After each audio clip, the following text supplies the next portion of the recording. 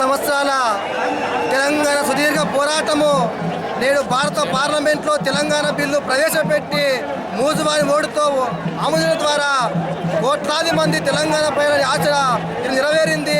ఇలాంటి ఆశ కోసము 60 సంవత్సరాలు ఉద్యమిస్తూ ఉన్నాం. ఈ ఉద్యమాల్లో రాజకీయ పార్టీల కన్నా విద్యార్థుల, ముఖ్యంగా ఓయూ విద్యార్థుల పాత్ర ఉన్నది. ఈ విజయం అంతా కూడా 4 కోట్ల మంది తెలంగాణ ప్రజలది. ముఖ్యంగా విద్యార్థి విజయంగా మేమంతా కూడా ఏసేపుగా అభివర్ణిస్తూ సంబరాలు చేస్తూ ఉన్నాం.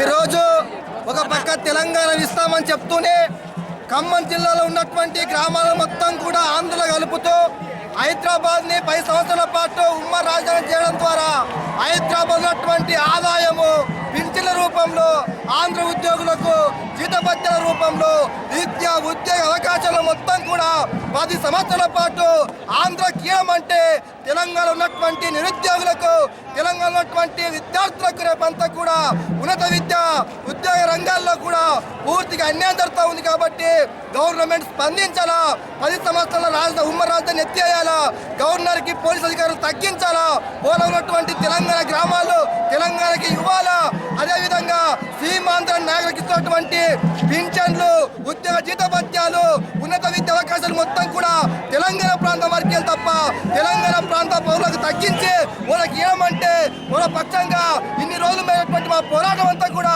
ఉద్యోగాల కోసమే, ఉపాధి కోసమే, విద్య కోసమే. కాబట్టి ఇప్పుడు మొత్తం కూడా వాళ్ళకి హైదరాబాద్లో స్పెషల్ అధికారులు కల్పిస్తే కానీ తెలంగాణ యువతకు తెలంగాణ ఉద్యోగాలు రావు, తెలంగాణ యువకులకు ఉన్నత విద్య రాదు. కాబట్టి ప్రభుత్వం మేలుకొనేలా దానికోసం ఉస్మానియా యూనివర్సిటీ విద్యార్థులు మరో పోరాటం సిద్ధం కాదని చెప్పేసి ఏఎస్ఎఫ్ విద్యా సంఘంగా కేంద్ర ప్రభుత్వం హెచ్చరిస్తూ విద్యార్థి లోకానికి విజ్ఞప్తి చేస్తా ఉన్నాం.